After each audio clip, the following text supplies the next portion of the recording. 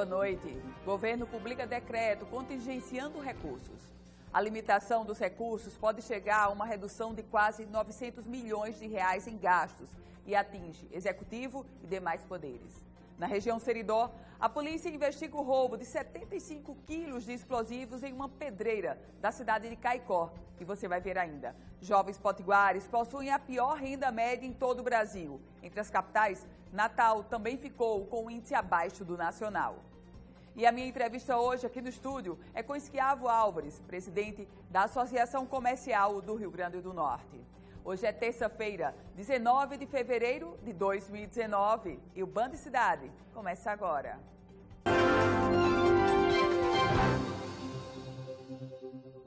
O governo do estado decretou o contingenciamento de despesas do executivo para este ano. A limitação de valores vai resultar em uma redução de 890 milhões de reais em gastos. É o que você acompanha agora. O decreto, publicado no Diário Oficial desta terça-feira, traz detalhadamente os valores que os órgãos e entidades da administração pública estadual devem utilizar ao longo deste ano. Para as despesas de custeio, foi limitado o valor de 808 milhões de reais. Já com investimentos, o governo deverá gastar pouco mais de 359 milhões. As maiores despesas são com o Fundo de Saúde do Rio Grande do Norte, que deve somar quase 234 milhões. E com o Tribunal de Justiça, que deve receber do Tesouro Estadual mais de 133 milhões de reais. Outros 78 milhões e 700 mil reais vão para a Assembleia Legislativa. Com base no orçamento previsto para 2019, a limitação de gastos deve resultar ao todo numa redução de aproximadamente 890 milhões de reais nas despesas do governo. Os valores contingenciados não incluem gastos com pessoal e encargos. Também estão excluídas da medida as áreas de educação, saúde e segurança pública. A medida adotada pela governadora Fátima Bezerra estava dentro do previsto.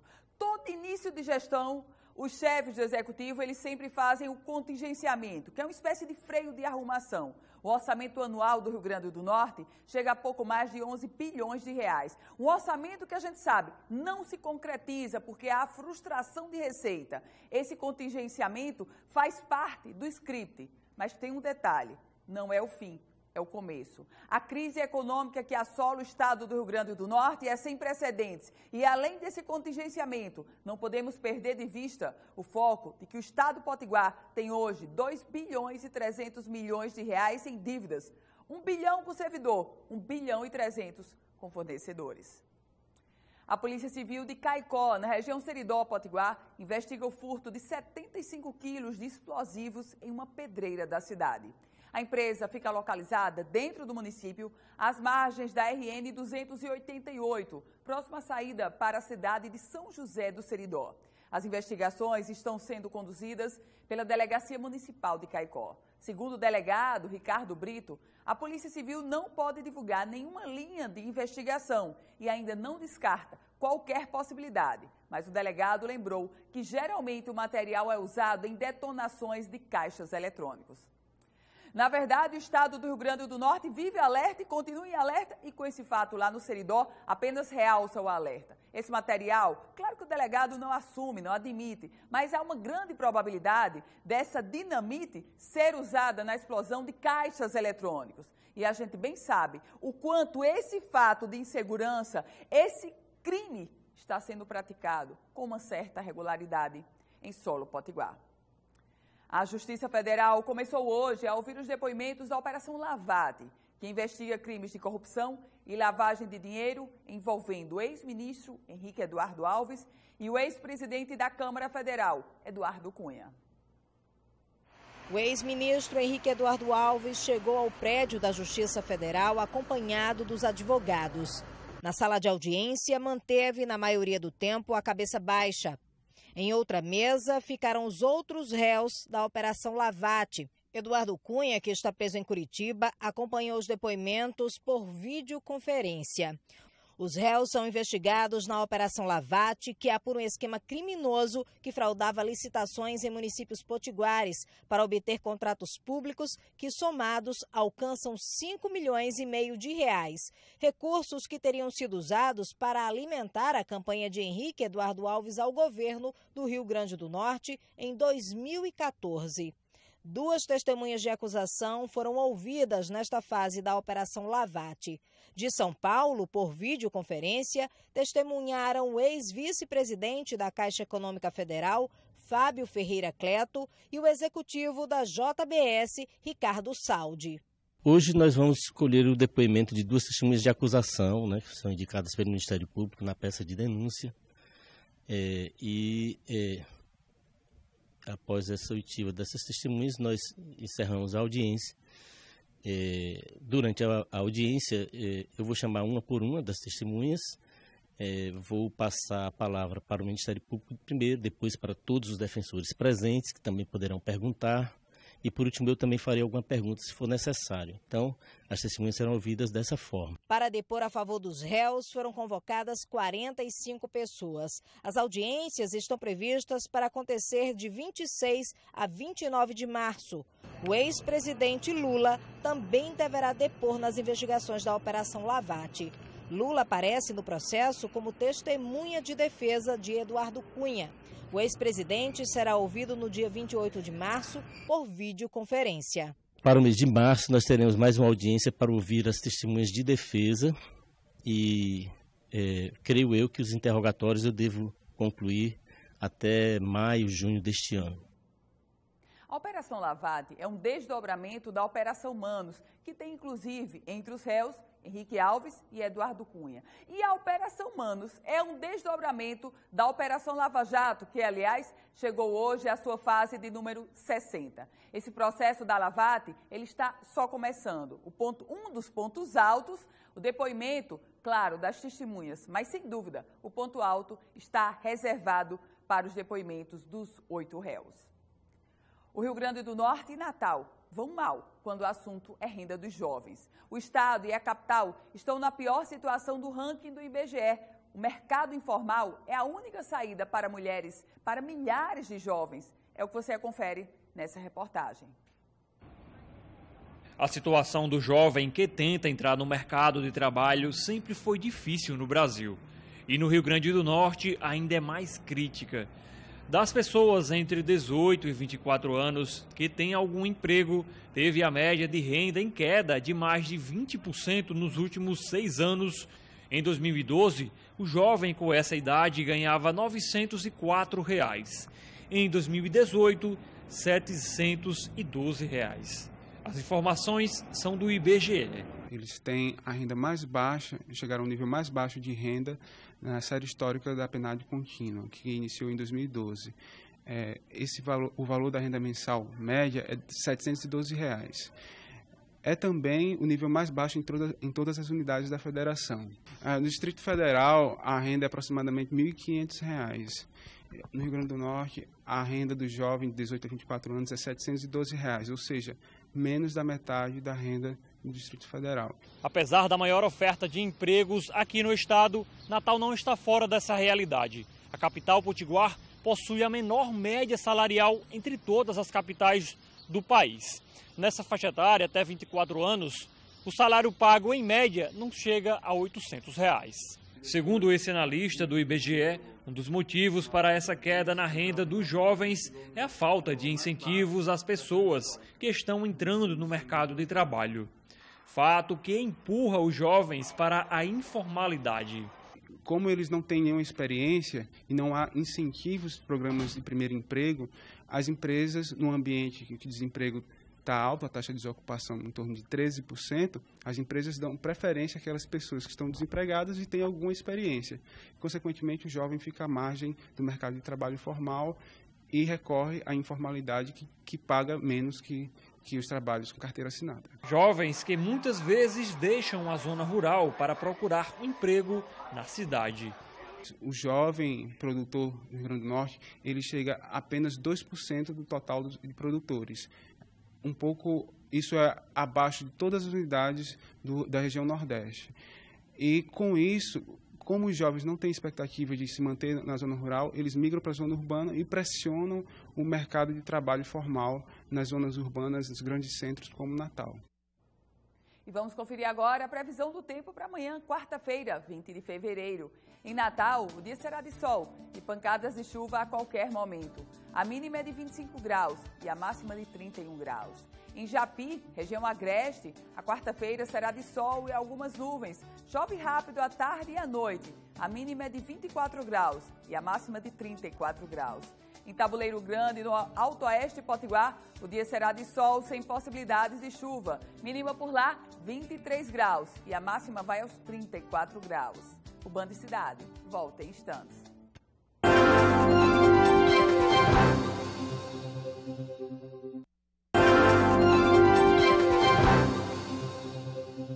De volta com o Band Cidade e vamos agora falar sobre política, direto de Brasília. Quem traz os detalhes para a gente é Napoleão de Castro. Boa noite para você, Napoleão.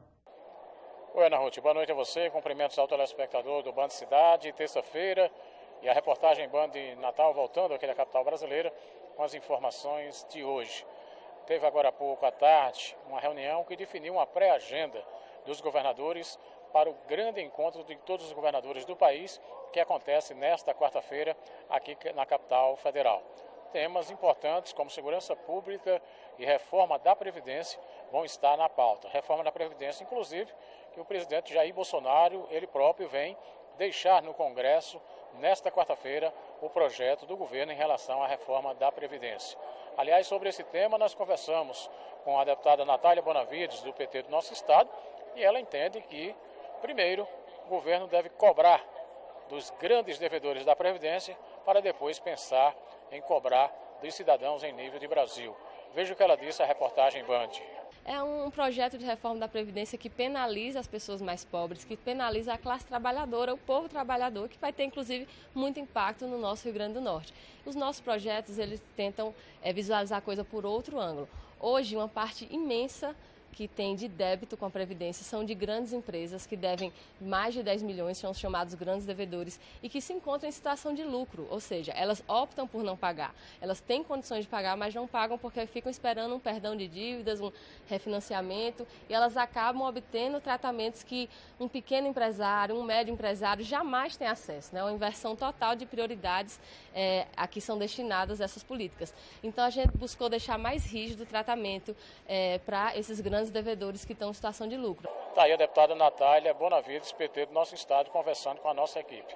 Neste momento acontece aqui em Brasília, no Ministério da Economia, uma audiência da governadora Fátima Bezerra, com toda a bancada, com o ministro Paulo Guedes, da área econômica do governo federal, e daqui a pouquinho, Ana Ruth, por volta das 19h30, 19h40, teremos uma segunda audiência, desta feita, Ministério da Saúde.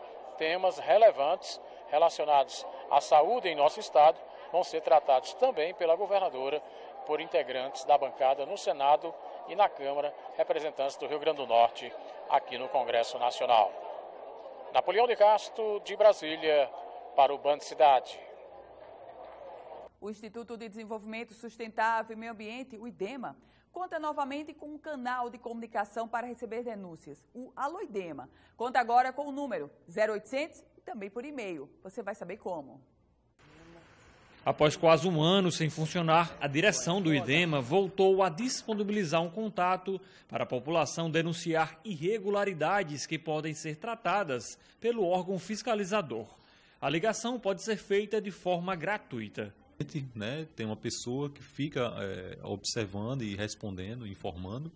Ela monta um processo no sistema do IDEMA, através do nosso programa o Cerberus, e esse processo formalizado ele vai para o fiscal poder tomar as providências. Se ele vai a campo, realmente constata que existe um problema. Vai a campo, se ele constatou, volta e termina de montar o processo administrativo.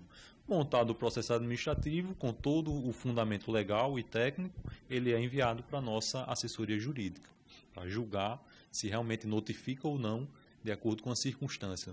O Alô IDEMA realiza em média 150 atendimentos por mês. As principais denúncias que chegam ao canal são relacionadas à apreensão de animais, desmatamento irregular e licenciamento ambiental. A busca tem sido constante principalmente em relação a desmatamentos de áreas, né, com vegetação, às vezes protegida, às vezes, né, sem uma legislação específica que as proteja. A questão da fauna, alguns animais, se realmente a apreensão daqueles animais, a comercialização daqueles animais, se são regulares. E, às vezes, a informação acerca de empreendimentos que estão se instalando em algumas áreas, né, que a população ela entende que aquele espaço é protegido, que fazia muito tempo que não havia qualquer intervenção, então desconfia se realmente o empreendimento está dentro do enquadramento legal, então ligam fazendo uma denúncia, né, ou mesmo buscando informação. A população pode ligar gratuitamente para o 0800 281 1975. Pelo fixo 3232-7004 ou pelo e-mail aloidema@rn.gov.br. O serviço funciona de segunda a sexta, das 7 horas da manhã às 5 horas da tarde. E agora tem um recado para você. Todo mundo sabe que o mais importante na vida é ter saúde, não é verdade? Porque com saúde a gente conquista o resto. E a melhor opção para você ficar tranquilo é o plano do Apvida. Hoje, a maior operadora de saúde do Norte e Nordeste cuida de você, oferecendo modernas unidades de atendimento e tecnologia de ponta. No Apvida, você ainda conta com cobertura odontológica, com clínicas credenciadas em todo o Brasil. Quer mais segurança do que isso? Garanta medicina de qualidade pelo melhor custo para toda a sua família. Ligue agora e fale com um atendente no 84-3220-5021. Eu vou repetir para você anotar. 84-3220-5021. A Apvida é a solução completa para você sempre ter o mais importante, uma vida plena. A Apvida faz bem para você. E no próximo bloco eu recebo aqui no estúdio Esquiavo Álvares, presidente da Associação Comercial do Rio Grande do Norte. O Band Cidade volta já.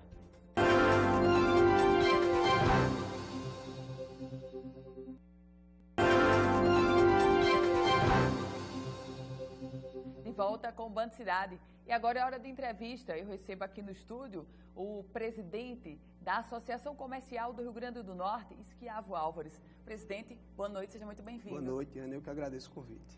Presidente, a Associação Comercial promove amanhã um encontro com o secretário estadual de tributação, Carlos Eduardo Xavier. Qual o propósito dessa reunião? Esse é um programa que a Associação Comercial tem, que traz uma vez por mês algumas personalidades que estão em evidência ou algumas pessoas na qual os nossos filiados demandam a presença para que a gente discuta. E a ideia nossa amanhã é justamente a gente falar um pouquinho sobre esse início de ano, de alguns rumores que saíram na mídia, de que a tributação estaria muito forte em cima dos empresários. E a ideia nossa amanhã é poder colocar isso aos nossos filiados para poder tranquilizar o empresariado como um todo. Presidente, o que o empresariado espera? Como a Secretaria de Tributação pode atuar como parceira do empresariado? Eu acho que o bom empresário, ele tem a tributação a seu favor quando não existe aumento de alíquota para cobrança. Que isso já foi sinalizado pelo secretário, não vai ter aumento de Já foi descartado. Já foi descartado, isso foi uma proposta de Fátima em campanha e ele já oficializou que isso não vai existir. O que é que a gente espera hoje da tributação? É que ela faça o papel de poder trabalhar em cima de quem está sonegando, porque quem trabalha de forma correta, quem paga seus encargos, seus tributos mensalmente, ele se sente prejudicado quando existe a concorrência que não faz. Então a ideia e o que a gente espera da tributação é que ela possa colocar os volantes na rua, nas fronteiras, para poder inibir essa invasão de produtos que não são tributados e que acabam indo para o comércio de uma forma errada, gerando naquelas empresas que trabalham dessa forma uma sensação de que ela é mais competitiva do que as demais, quando na realidade o que está acontecendo aí é justamente a sonegação.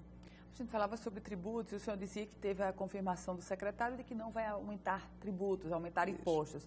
Mas, por outro lado, a carga tributária hoje do Rio Grande do Norte, se a gente comparar com outros estados, como é que ela se coloca? A carga do Rio Grande do Norte, o ICMS nosso é de 18%, é um dos mais altos do país, existe ICMS mais alto, mas também existem vários outros estados com alíquota menor.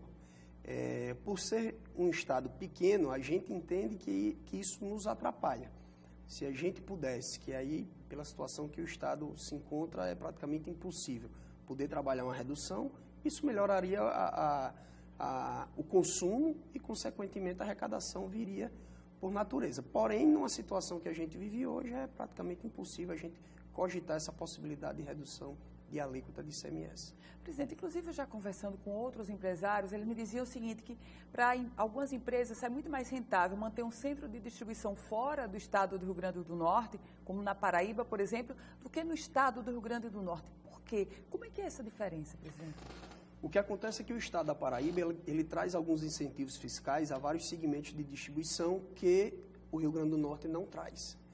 Então, quando essas empresas compram, elas compram com uma alíquota menor de ICMS e muitas vezes elas fazem venda à pessoa física direto no estado do Rio Grande do Norte. Dessa forma, ela burla um pouco essa questão da arrecadação.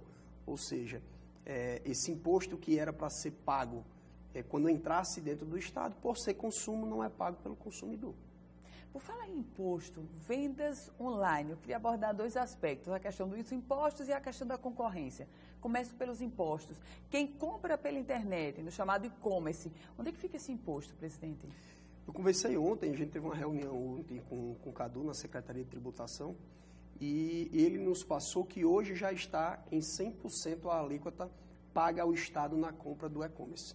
Ou seja, você que faz uma compra em São Paulo, e essa empresa fatura direto para você, a empresa de São Paulo faz o recolhimento desse ICMS, que seria pago, teoricamente, pelo consumidor.